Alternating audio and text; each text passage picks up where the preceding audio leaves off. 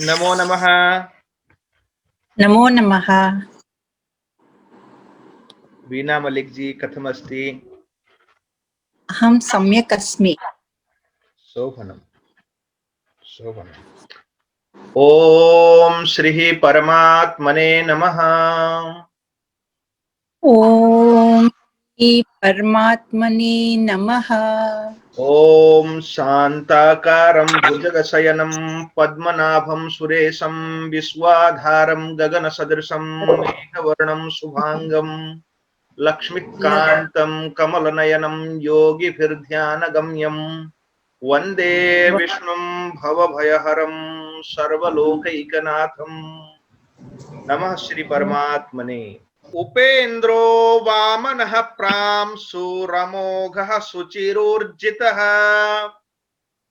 उपेन्द्रो वामनः प्राशूरमोघः उपेन्द्रमोर्जितः विरुजितः अतीन्द्रः संग्रहः सर्गो धृतात्मा नियमो यमः अतीन्द्रः संग्रहः सर्गो धृतात्मा नियमो यमः वेद्यो वैद्यः सदा योगी वीरः माधवो मधुः वेद्यो वेदः सदा योगी विरह माधवो मधुः अतीन्द्रियो महामायो महोत्साहो महाबलः अतीन्द्रियो महामायो महोत्सहो महाबलः महाबुद्धिर्महावीर्यो महाशक्तिर्महाद्युतिः महाबुद्धि महावीर्यो महाशक्तिर्महाद्युतिः महाबुद्धिर्महावीर्यो महाशक्तिर्महाद्युतिः महाबुद्धि महाबुद्धिर्महावीर्यो महाशक्तिर्महाद्युतिः अनिर्देश्य वपुः श्रीमान् नमेयात्मा महाद्रिधृक् अनिर्देश्य आत्मा महाधीर्दृक्कः अनिर्देश्य वपुः श्रीमान् नमेयात्मा महाद्रिधृक् अनिर्दिश्य आत्मा दृक् अमेयात्मा महाद्रिधृक् ओम नमः इति आत्मा इति। अद्यतन पाठः अस्ति वेद्यो वैद्यः सदा योगी वीरः माधवो मधुः अतीन्द्रियो महामायो महोत्साहो महाबलः हेलो वेद्यः वैद्यः सदा योगी वीरः माधवः मधुः अतीन्द्रियः महामायः अत्र महामायः इति अस्ति महामायः महोत्साहः महाबलः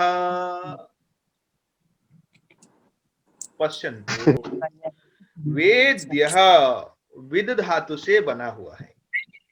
वेद्यः नाम विद ज्ञाने विद लावे, जिससे वेद भी बनता है। तो वेद्यः नाम यहाँ पर क्या है? ज्ञेयः ऐसा अर्थ है। वेदितम अर्हः, वेदितुम अर्हः ऐसा भी अर्थ होता है। नाम विद धातु से जो अर्थ होता है वो ज्ञान परक अर्थ होता है। भगवान जानने योग्यों में से एकमात्र जानने योग्य है।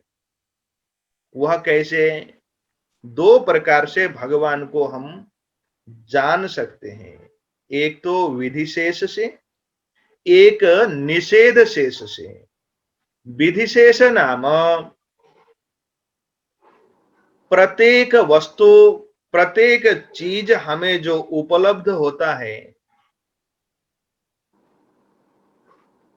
वह कर्म के रूप में जब हम जानते हैं तो इस कर्म को करने वाला कोई कर्ता होगा, ऐसे जानते हुए जानना वो है विधिशेष। यानी हम इसको करने वाला कौन होगा, इसको करने वाला कौन होगा, ऐसे हम अन्वय के रूप में जाएंगे तो कौन रहेगा, एक ही इस विराट संसार का कर्ता, वेद्य, जानने योग्य एकमात्र भगवान शेष रहते हैं। अतः ज्ञेय पदार्थेषु ज्ञेयेषु वेद्येषु स एव वेद्यः। जानने योग्य में एकमात्र जानने योग्य वह ही है, उसको जान लेने के बाद कुछ भी शेष नहीं रहता है, ऐसा भगवती श्रुति कहती है। दूसरा है निषेध शेष।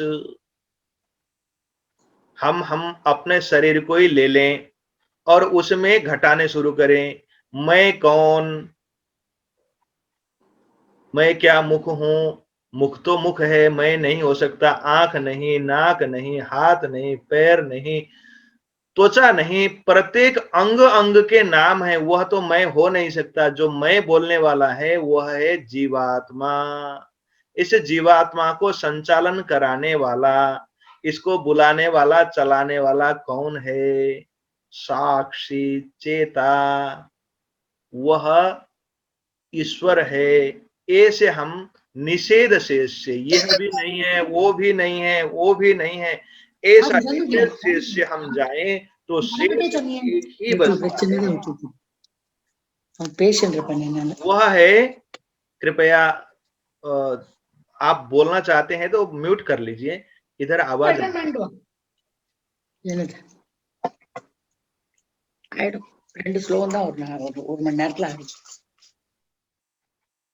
चलिए।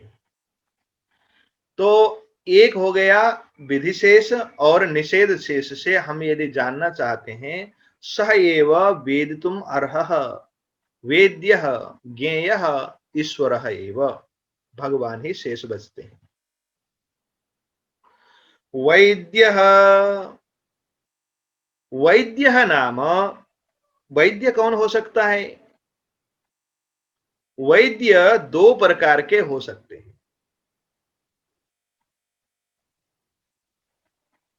एक सांसारिक वैद्य, हमें शारीरिक समस्याओं से हमें जो छुटकारा दिलाए, जो हमें परेशानियों से, दैहिक परेशानियों से छुटकारा दिलाए, वह है वैद्य। वो 5 हैं ऐसा शास्त्र कहते हैं। धन्वंतरि वृको दास, काशीराजश्च वीर्यवान, नकुलः सहदेवश्च, पंचैते व्याधिघातकाः। खलु है।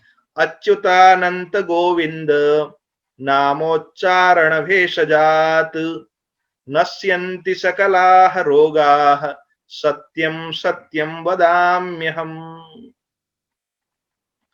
देखिए, ये सभी नाम अच्युत, अनंत, गोविंद किसके नाम हैं? भगवान के नाम हैं। भगवान के नाम होने के कारण ये सब प्रकार के रोगों को समाप्त करते हैं। अतः भगवान स्वयं वैद्य है, धन्वंतरि रूपः। और इनके पौराणिक कथा के विषय में हम भगवान शंकराचार्य जी की व्याख्या के साथ हम करेंगे। और दूसरा, ये परम आनंद स्वरूप होने के कारण और हमारे अंतिम गंतव्य के रूप में प्राप्त होने के कारण भगवान समस्त भवरोगों की औषधि जानने वाले हैं।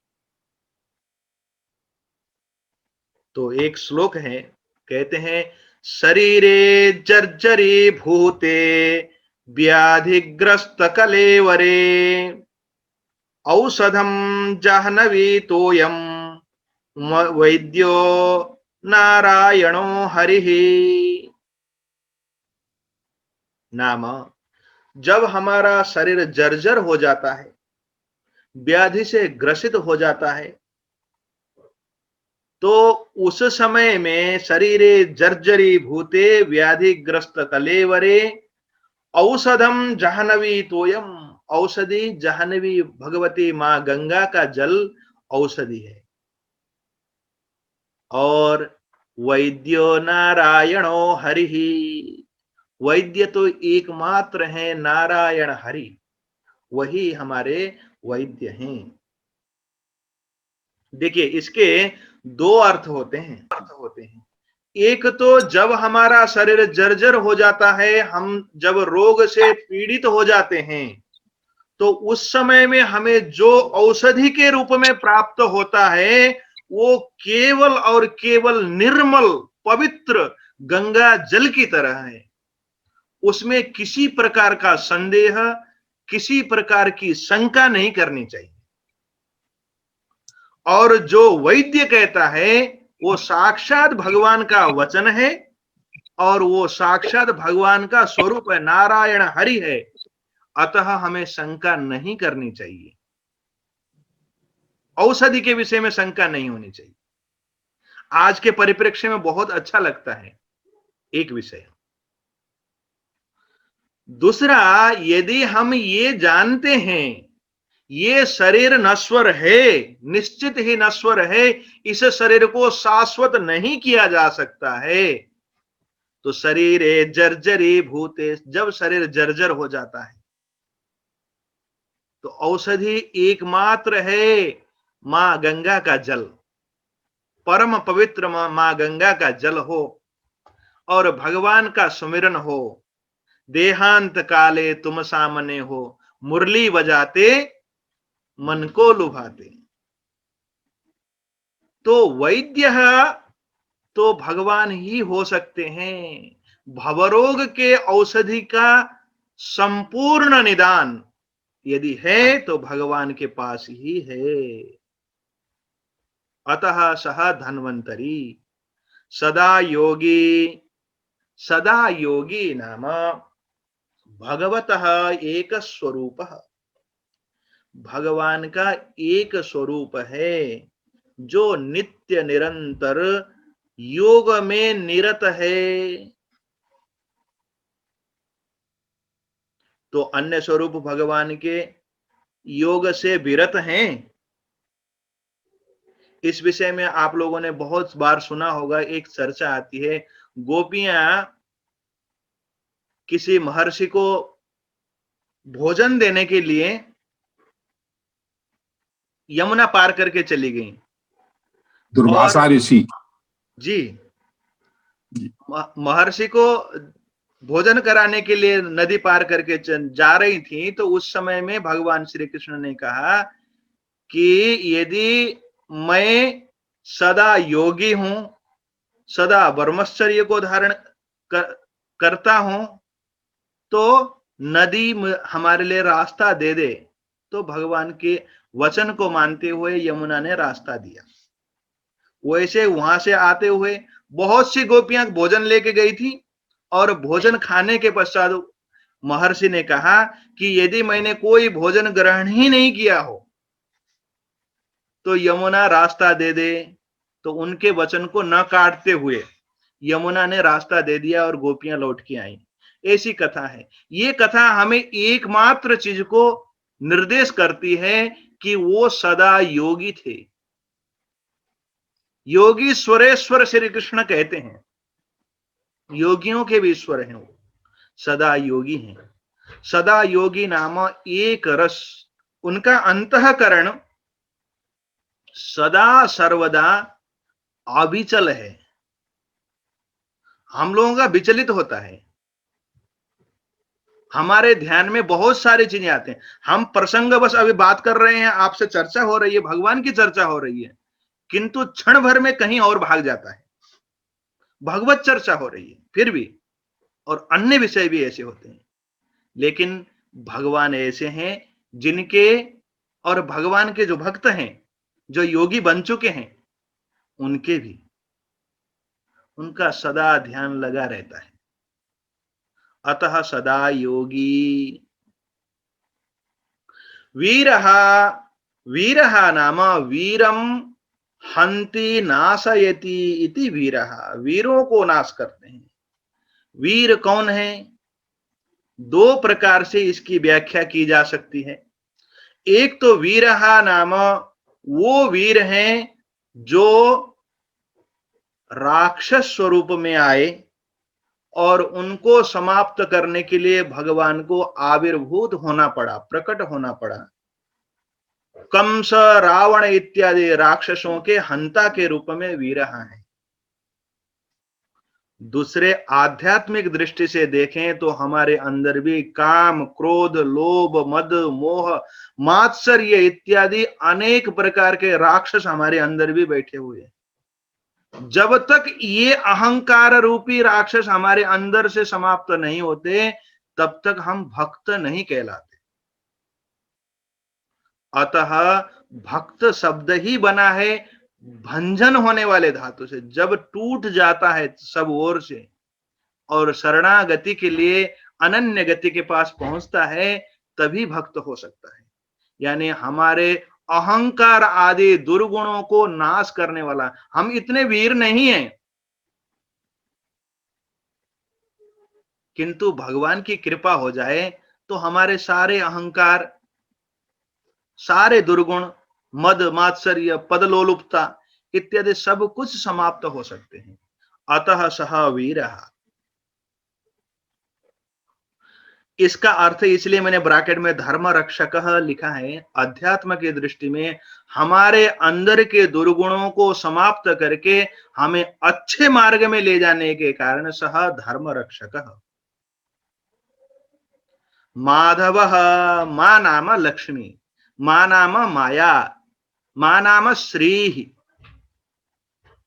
उसका धवः नाम पति ही। माधवः, भगवान ही ऐसे हैं जो समग्र ऐश्वर्य के पति हैं, स्वामी हैं, और समग्र माया के भी पति हैं। माया हमारे लिए माया हो सकती है, वो माया के पति होने के कारण उनके लिए माया क्या है? दासी इव। मधुः, मधु नाम सुस्वादु, ऐसा अर्थ हम करते हैं। मधु सुनने मात्र से भी मुख में रस घुल जाता है। महाराज युधिष्ठिर बता रहे हैं कि मधु नाम अति प्रीतिकर हैं, क्योंकि भगवान के नाम ही एकमात्र ऐसा नाम है जिसको श्रवण करने से इहलोक और परलोक दोनों ही सफल हो जाते हैं। अतः उनके मुख से निकल रहा है मधु। और दूसरा अतीन्द्रिय, अतीन्द्रिय नाम इंद्रियातीत। एक तो इंद्रियातीत नाम जो इंद्रियों के वश में न हो, इंद्रियों के वश में जो नहीं आता हो। भगवान इंद्रियों के वश में नहीं है, इसलिए इंद्रियातीत तत्सायुज्यात, अथवा इंद्रियों के द्वारा गम्य नहीं है। अतः अतीन्द्रिय, हम इंद्रियों के द्वारा यानी चर्म, चक्षु इत्यादि जो हमारे शारीरिक इंद्रिय हैं, भौतिक इंद्रिय हैं, उनके द्वारा वह प्राप्य नहीं है, इसलिए अतीन्द्रिय है। और एक और बात, सभी इंद्रियों के स्वामी तो वही हैं। प्रत्येक इंद्रिय को तत्तत बल देने वाले, तत्तत शक्ति देने वाले सह एव अस्ति। अतः सह इंद्रियातीतः। और अग्रे अस्ति महामायः। देखिए, महामाया शब्द है। महामाया शब्द ऐसा है कि मायावी से भी बड़ा मायावी, छलियों में भी सबसे बड़ा छली, ऐसा कह सकते हैं। मायावी, मायावी राक्षसों के लिए भी मायावी आता है। राक्षसों की माया छोटी मोटी माया, और त्रिगुणात्मिका शक्ति की माया बहुत बड़ी माया, और वो माया भी जहां जाके हार जाए, वो कौन है? वह है महामायः, अर्थात जहां पर सारे अस्त्र, सारे माया के प्रपंच फेल हो जाते हैं, वह है स महामायः। और उसके बाद कहते हैं कि इतने ही है क्या? महामाया ही है? अग्रे क्या है उनके उनके विषय में कहते हैं महोत्साह सदा उत्साह युक्त। वो माया ही माया नहीं दिखाते, सदा सर्वदा उत्साह से भरे पूरे हैं भगवान जी।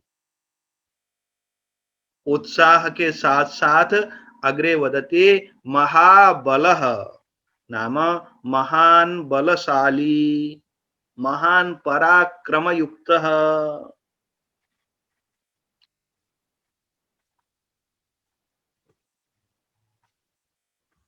हाँ देखिए, वेद्य, वेद्य नाम निःश्रेयसार्थिभिर वेदनार्हत्वाद वेद्य। वेद्य शब्द का आचार्य शंकर जी ऐसे व्याख्या करते हैं। वो कहते हैं कि ये निःश्रेयस नाम परम कल्याण की इच्छा रखने वालों के द्वारा वेदनार्हत्वात, अर्थात समझे जाने योग्य होने से अथवा ज्ञेय होने के कारण वो वेद्य हैं। जब तक हम कामनाओं की लड़ी लेकर भगवान के पास जाएंगे, तब तक भगवान प्रकट रूप में हमें प्राप्त नहीं होंगे। हमें भगवान की अनुभूति नहीं होगी। भगवान की सत्ता की अनुभूति हो सकती है, भगवान के द्वारा दिए गए वैभव, ऐश्वर्य, संपत्ति की प्राप्ति हो सकती है, किंतु स्वयं भगवान की प्राप्ति नहीं होती है। जब निःश्रेयस यानी परम कल्याण, किसी प्रकार के अन्य कल्याण की कामना छोड़ देंगे, तभी वेद्य हैं। ऐसा आदि गुरु शंकराचार्य जी का मत है।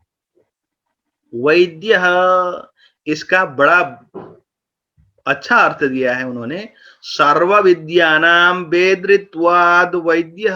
देखिए, विद धातु है जिससे वेद्य बना।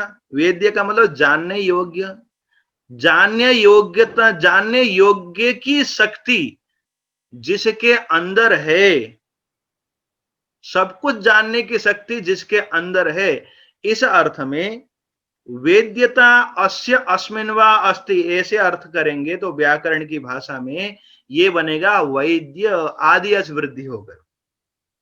तो उसके आधार पर अर्थ करते हैं सर्व विद्यानाम, सभी प्रकार के विद्याओं के जानने वाले होने के कारण, सब कुछ जानने वाले होने के कारण वैद्य हैं। और योगी कैसे हैं? सदा आविर्भूत स्वरूपत्वात्, सदा सर्वदा आविर्भूत यानी प्रकटीभूत स्वरूप होने के कारण भगवान सदा योगी हैं। वीरहा का अर्थ कहते हैं धर्मत्राणाय वीरान असुरान हंतीति वीरहा, नाम धर्म की रक्षा के लिए वीर असुरों को नाश करते हैं, इसलिए भगवान का एक नाम है वीरहा। अब माधव शब्द का अर्थ करते हुए माया नाम विद्या, माया नाम लक्ष्मी, माया नाम श्री, उनके पति होने के कारण माधव कहते हैं। हरिवंश पुराण से एक उदाहरण दे रहे हैं कि कैसे माधव शब्द का अर्थ होता है।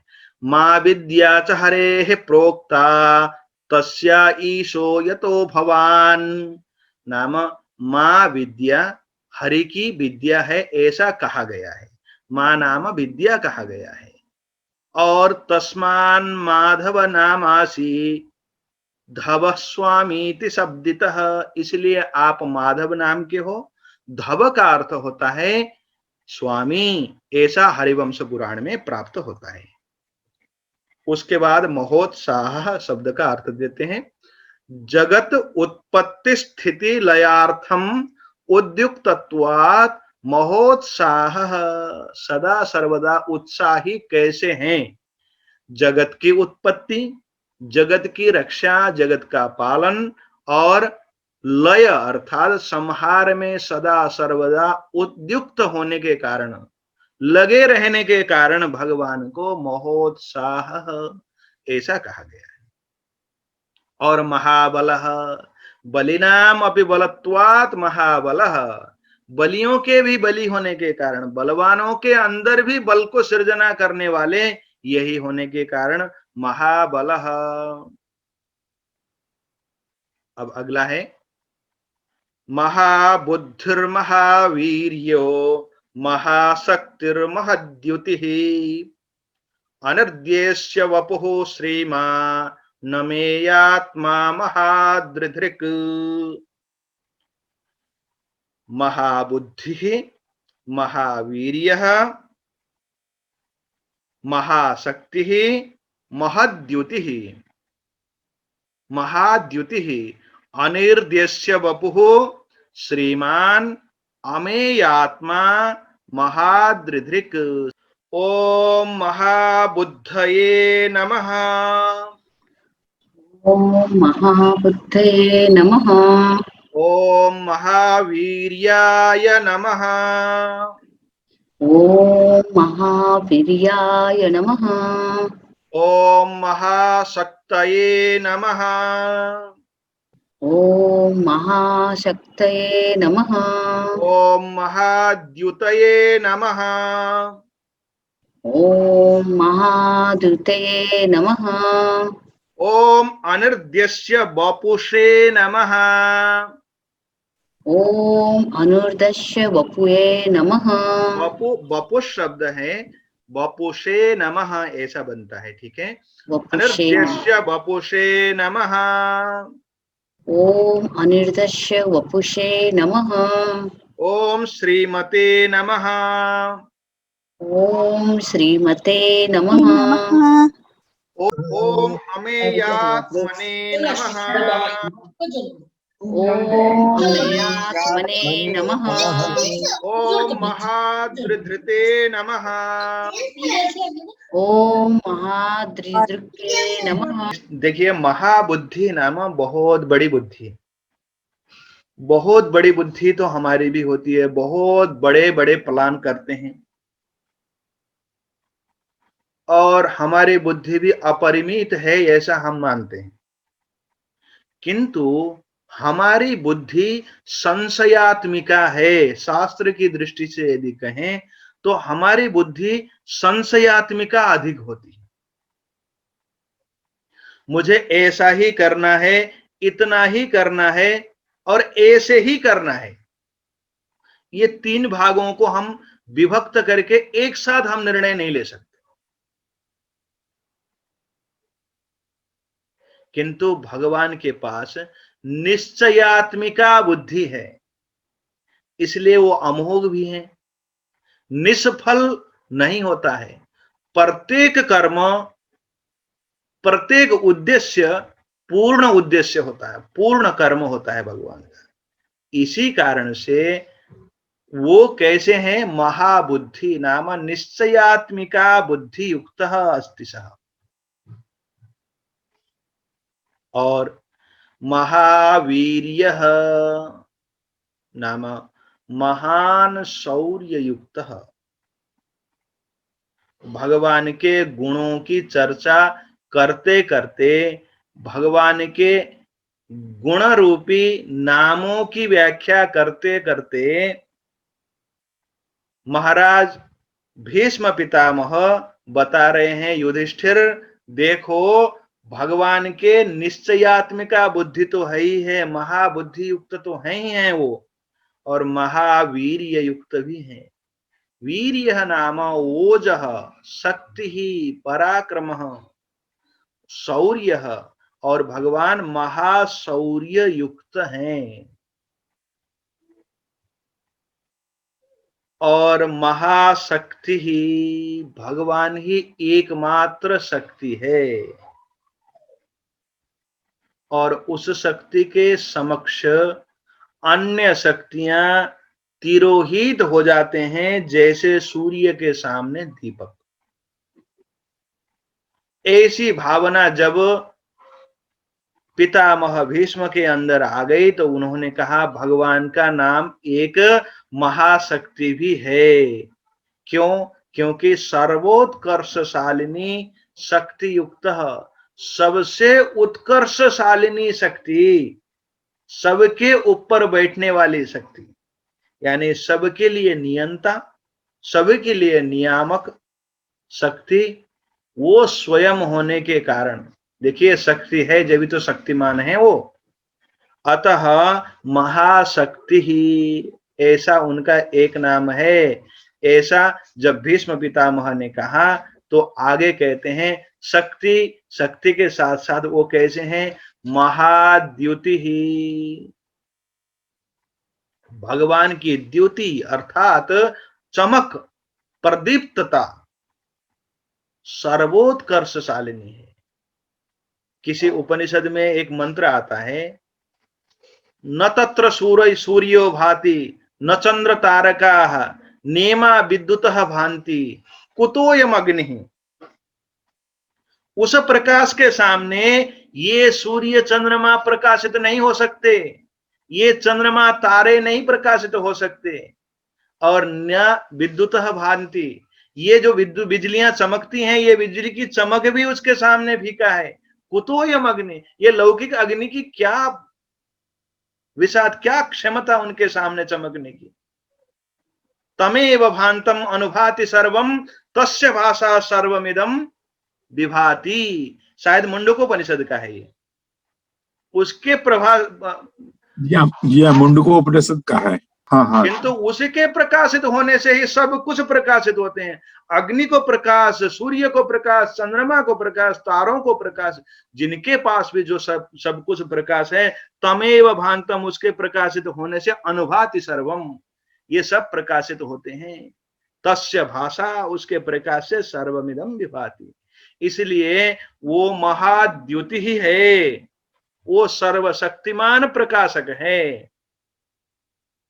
अनिर्देश्य वपुः, देखिए निर्देश करना, रमेश कुमार जी, ललिता जी, पवन जी, ऐसे निर्देश करना है, यानी इशारों से एक एक को समझाना, पहचानना, यह है निर्देश्य। भगवान की शक्ति के विषय में तो हो गया, भगवान के स्वरूप इयत्ता के विषय में, भगवान कैसे हैं इसके विषय में जानना, उनके शरीर प्राकट्य के रूप में भी जानना, क्या है? अनिर्देश्य वपुः है, वे विराट हैं, उनके विराट कर्म हैं और उनको हम ऐसे इंगित करके नहीं बता सकते हैं। इसलिए सभी ज्ञान, सभी शास्त्र, सब कुछ कहने के बाद भी क्या कहते हैं? नेति नेति न इति न इति, अर्थात इतना ही नहीं है, और भी कुछ हो सकता है, अभी भी अवकाश है जानने के लिए। जैन परंपरा में, जैन शास्त्र में एक उदाहरण, एक दृष्टांत बहुत अच्छा है। उसमें अंधहस्ते न्याय के द्वारा ज्ञान को जानने की जिज्ञासा को दिखाया गया है। 5 अंधे होते हैं, पांचों के पांचों हाथी को पकड़ लेते हैं, एक पूंछ पकड़ लेता है, एक पैर को पकड़ लेता है और मुआयना करता है, जान लेता है कि हाथी खंबे जैसा होता है। कान पकड़ने वाला कहता है हाथी सूप जैसा होता है। तो अन्य अन्य अंगों को पकड़ने वाला भी तत्त स्वरूप और तत्त आकार का हाथी अपने मन मस्तिष्क में सजो लेते हैं। वो समझते हैं कि हाथी का स्वरूप यही है। और हमारे शास्त्रों में भी कई बार ऐसा ही होता है, इंगित होता है। कुछ की नोट्स होते हैं, उससे आगे आपको खोजना है। इसलिए उनको भीष्म पितामह जी कहते हैं, देखो युधिष्ठिर, अनिर्देश्य वपुः, उनका स्वरूप, उनका शरीर अनिर्देश्य इतना ही है, ऐसा निर्देश करके स्पष्ट कहा नहीं जा सकता। श्रीमान, श्री नाम लक्ष्मी, श्री नाम ऐश्वर्य, ऐश्वर्यस्य समग्रस्य धर्मस्य यशसः श्रियः ज्ञान वैराग्ययोश्चैव षण्णाम भग इति ऋणाः। ये 6 प्रकार के भग जिसके पास हैं वही भगवान है। इन्हीं में से ऐश्वर्य और अणिमादि सभी शक्तियां भगवान के पास होने के कारण भगवान को श्रीमान कहा जाता है। हम बहुतों को श्रीमान कहते हैं, आजकल सबको श्रीमान बना देते हैं हम। वस्तुतः श्रीमान नाम सर्वैश्वर्य युक्त, सभी प्रकार के ऐश्वर्य से युक्त को श्रीमान कहा जाता है। पुनः अमेयात्मा नाम मेय कहते हैं, मांग माने धातु से मेय बनता है। मांग माने नाम मांग धातु से मान के अर्थ में, मान नाम नापना, परखना, जांचना, यह अर्थ आता है। मेय का मतलब मापे जाने योग्य,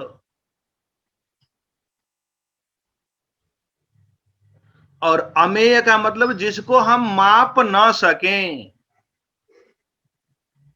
हम किसी रस्सी को, किसी फुट्टे को लेकर भी नाप ना सकें, अथवा किसी प्रकार के हम आकलन करके किसी गणित के द्वारा भी उसकी इयत्ता को माप न सकें, वह भवते अमेयात्मा नाम प्राणिभिः देवादिभिः अपि। ऐसा बलदेव जी ने व्याख्या की है, प्राणियों के द्वारा अथवा देवताओं के द्वारा भी मातुम अशक्य आत्मा, वह आत्मा ऐसी आत्मा है जिसको हम माप नहीं सकते, देवताएं भी माप नहीं सकते। अतः सह अमेयात्मा। फिर आगे कहते हैं भीष्म पितामह महाद्रिधृक, अद्रि कहते हैं पर्वत को, और महाद्रिधृक नाम महान पर्वत को धृक धारण करने वाले। अब 2 उदाहरण हमारे सामने प्रत्यक्ष हैं। भगवान ने मंदराचल को धारण किया था। देव और असुरों के द्वारा समुद्र मंथन के समय में मंदराचल को अपने कंधे पर धारण करके समुद्र पर्यंत पहुंचाया था, और कूर्म रूप धारण करके उसको आधार दिया था ताकि समुद्र में मंथन किया जा सके। एक दूसरा, आप सबको पता है, प्रसिद्ध है, भगवान का नाम है गिरिधारी, खलु गिरिधारी अस्ति, गिरिम पर्वतम धारयति इति गिरिधारी भगवान श्री कृष्ण। गोवर्धन पर्वतम धृतवान। अब हम शांकर भाष्य को देखते हैं। महाबुद्धि, इसकी व्याख्या करते हुए भगवान शंकराचार्य वदति बुद्धिमताम अपि बुद्धिमत्वात् महाबुद्धि। बुद्धिमानों में भी महान बुद्धिशाली होने के कारण भगवान को महाबुद्धि ही ऐसा कहा गया है। महावीर्य महत उत्पत्ति कारणम अविद्या लक्षणम वीर्यम अस्य इति महावीर्य। देखिए वो कहते हैं महत नाम प्रधान अथवा माया की उत्पत्ति, उस कारण के अविद्या लक्षण को, शांत को उत्पादन करने की शक्ति भगवान में है, इसलिए भगवान को महावीर्य यानी महत आदि पंच महाभूतों को, उससे पहले की आदि स्वरूप को भी उत्पादन करने की शक्ति भगवान में होने के कारण भगवान को महावीर्य ऐसा कहा गया है। और महाशक्ति ही इसका अर्थ करते हुए कहते हैं भगवान शंकराचार्य महती शक्ति सामर्थ्यम अस्य इति महाशक्ति। महान शक्ति अथवा सामर्थ्य है इनमें, इसलिए इनका एक नाम है महाशक्ति ही। अब अनिर्देश्य वपुः, जिनका निर्देश करने योग्य वपुः अर्थात शरीर नहीं है, ऐसा इसका अर्थ कहते हैं। इदम तत् इति निर्देष्टुम, यह ये है, इदम का मतलब यह, तत् वह, ये वो, ऐसे करके हम निर्देश कर नहीं सकते हैं जिसको, उसको परस्मै स्वसंवेद्यत्वात् तद तत् अनिर्देश्यम वपुः अस्येति। अनिर्देश्य वपुः नाम दूसरे के द्वारा ये इतना, यह है, वह है, ऐसे निर्देश करके जिसको समझाया न जा सके, वह है अनिर्देश्य वपु स्वसंवेद्यत्वात्। लेकिन वो क्या, अब अनिर्देश्य वपु है तो किसी के द्वारा भी पहचाना नहीं जा सकता, जाना नहीं जा सकता, ऐसा है क्या? इस पर भगवान शंकराचार्य कहते हैं स्वसंवेद्यत्वात्, आप अपने अंतःकरण से संवेद्य कर सकते हैं, उसका अनुभव कर सकते हैं, उसका प्रत्यक्षीकरण कर सकते हैं संवेद्य के द्वारा, आत्म साक्षात्कार के द्वारा। अतः उसको निर्देश्य वपु नहीं कह सकते। निर्देश के द्वारा किसी को व्याख्यान नहीं किया जा सकता है, गूंगे का गुड़ है। नाम भगवान को जिसने प्राप्त किया है वह क्या कर सकता है? भगवान के महिमा को गा सकता है। भगवान को निर्देश करके ये भगवान है, मैंने देखा, आप भी देख लो, ऐसा नहीं कह सकते। अतः सह अनिर्देश्य वपुः, ऐसा भगवान शंकराचार्य जी का मत है। ऐश्वर्य लक्षणा, श्रीमान का मतलब होता है सभी प्रकार के ऐश्वर्य के और श्री के स्वामी होने के कारण भगवान को श्रीमान कहते हैं। सर्वैः प्राणिभिः अमेया बुद्धि आत्मा यस्य सः। अमेयात्मा नाम सभी प्रकार के प्राणियों के द्वारा मापा न जा सकने वाला, समझा न जा सकने वाला आत्मा है जिसका, वह है भगवान अमेयात्मा। अब महाद्रिधिक इस शब्द का अर्थ करते हुए जगत गुरु शंकराचार्य कहते हैं महांतम अद्रिम गिरिम मंदरम गोवर्धनम च। महान पर्वत मंदराचल को अथवा गोवर्धन को अथवा दोनों को अमृत मथने गोरक्षणे च।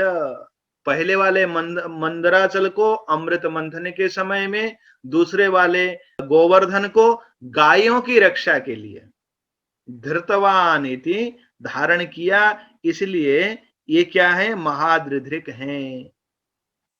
ऐसा शंकराचार्य जी का मत है। यहीं पर पाठ पूर्ण होता है। पूर्णमदः पूर्णमिदं पूर्णात् पूर्णमुदच्यते पूर्णमुदच्यते पूर्णमादाय पूर्णमेवावशिष्यते।